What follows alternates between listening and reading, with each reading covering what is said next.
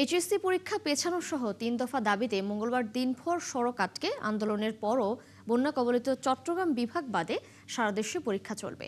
মঙ্গলবার রাতে ফেসবুকে প্রধানমন্ত্রীর শিক্ষা উপদেষ্টা মাহাদি আমিন এক পোস্টে বলেন, পারিপার্শ্বিক পরিস্থিতি বিবেচনায় বর্তমানে এইচএসসি ও সমমানের পরীক্ষা চালিয়ে যাওয়ার সিদ্ধান্ত নেওয়া হয়েছে। বিভাগীয় কমিশনার, জেলা প্রশাসক, পুলিশ সুপার এবং সব শিক্ষা বোর্ডের চেয়ারম্যানের সঙ্গে আলোচনা করেই চট্টগ্রাম বোর্ড ব্যতীত দেশের সকল বোর্ডের পরীক্ষা নেওয়ার সিদ্ধান্ত নিয়েছে সরকার। পোস্টে তিনি আরও বলেন, সীমিত সংখ্যক হলেও যে কোনো শিক্ষার্থী যেন ভোগান্তিতে না পড়েন সেই ব্যাপারে সংশ্লিষ্টদের কার্যকর পদক্ষেপ গ্রহণের নির্দেশনা দেওয়া হয়েছে। আন্দোলনকারীরা বুধবারের পরীক্ষা স্থগিত না হলে সচিবালয় অভিমুখে লং মার্চের হুঁশিয়ারি দিলেও এই দিনের পরীক্ষা চলবে। এদিকে আজকের পরীক্ষা নিয়ে মঙ্গলবার রাত 11টা পর্যন্ত নতুন করে কোনো ঘোষণা দেয়নি সরকার। দর্শক, রাজধানী থেকে এইচএসসি পরীক্ষার্থীদের আরও খবর জানাতে যুক্ত হচ্ছেন সহকর্মী মোহামিনুল অপু।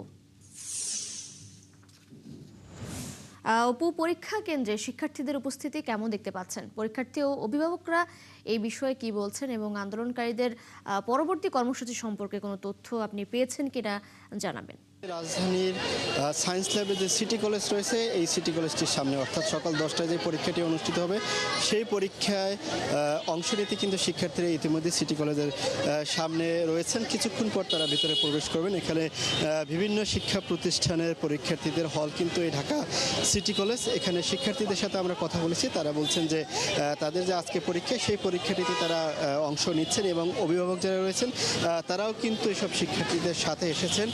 আমরা একজন অভিভাবকের সাথে কথা বলবো। আমরা গতকাল দেখেছি দিনভর শিক্ষার্থীরা আন্দোলন করেছেন, পদার্থ বিজ্ঞানে 2টি ভুল প্রশ্ন এবং শিক্ষামন্ত্রীর পদত্যাগ সহ।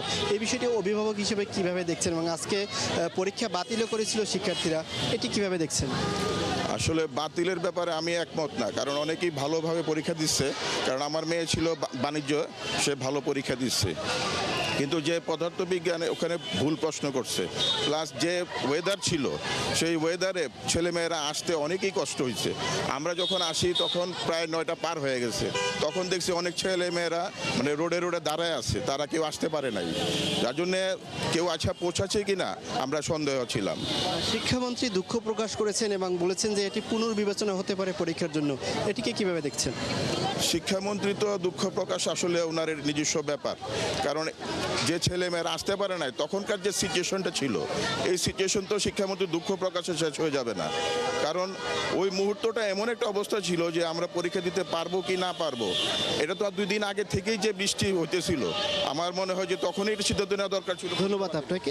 এখন যারা এখানে পরীক্ষার শিক্ষার্থী রয়েছেন, অভিভাবকরাও কিন্তু আসলে ক্ষোভ প্রকাশ করে বলছেন যে আসলে ওই পরিস্থিতিতে পরীক্ষা নেওয়াটা যৌক্তিক হয়নি এমন বিষয়টি কিন্তু তারা বলছেন। এবং পাশাপাশি শিক্ষার্থীরা যে আজকে 3 দফা ঘোষণা দিয়েছেন, অর্থাৎ আজকে তারা পরীক্ষা বাতিলের কথা বলেছিলেন এবং শিক্ষামন্ত্রী 24 ঘন্টার ভিতরে পদত্যাগ এবং আবহাওয়া ঠিক না পর্যন্ত পরীক্ষা চলমান রাখারও কিন্তু তারা ঘোষণা দিয়েছেন। তবে আজকে আমরা যতটুকু জানতে পেরেছি তারা পরীক্ষায় অংশ নিচ্ছেন, অবশ্য পরীক্ষা শেষে তারা কিন্তু আন্দোলনে যেতে পারেন। অর্থাৎ আজকে কিন্তু গতকাল রাত 10:30টার দিকে তারা যে পূর্ণ নির্ধারিত যে ঘোষণা দিয়েছেন মার্চ টু শিক্ষা মন্ত্রণালয়, সেই অভিমুখে কিন্তু তাদের যাওয়ার কথা রয়েছে।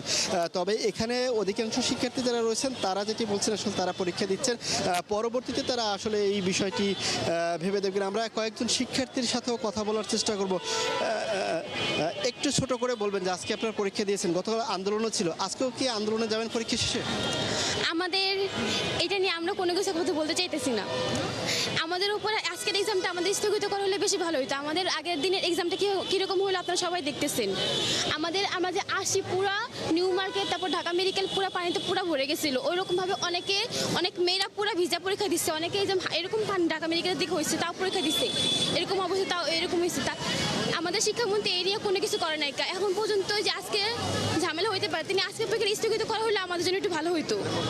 সব মিলিয়ে আসলে বলা চলে যে শিক্ষার্থী এবং অভিভাবক যারা রয়েছেন তারা কিন্তু বলছেন যে আসলে এই যে আবহাওয়া, জলবদ্ধতা এবং বৃষ্টিপাত, অতি ভারী বৃষ্টিপাত, এইগুলো ঠিক হওয়ার পরেই পরীক্ষাগুলো নেওয়া উচিত ছিল, এমনটা কিন্তু অভিভাবকরা বলছেন। তবে আন্দোলনের বিষয়টি আসলে পরীক্ষা শেষ হলে কিন্তু বলা যাবে। অনেক শিক্ষার্থী মার্চ টু শিক্ষা মন্ত্রণালয়ে যাওয়ার কথা বলেছেন এবং আবার অনেকে বলেছেন যে তারা নাও যেতে পারেন। এই বিষয়টি আসলে আপনি আছেন, হয়তো ফিরবো আমরা আবারও আপনার কাছে। ধন্যবাদ যুক্ত হওয়ার জন্য। দর্শক, রাজধানী থেকে এইচএসসি পরীক্ষার্থীদের খবরাখবর নিয়ে যুক্ত ছিলেন আমাদের সহকর্মী মোহামিনুল অপু।